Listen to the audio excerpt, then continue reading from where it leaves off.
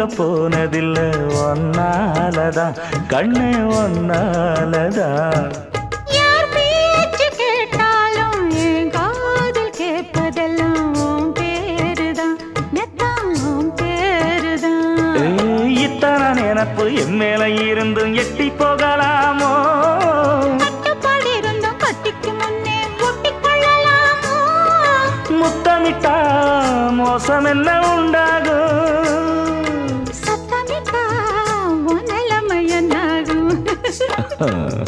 புது வளையல அரைச்சு தொண்டையில தான் நனைச்சு மாமன் கிட்ட பேச போற மணிக்கணக்கா.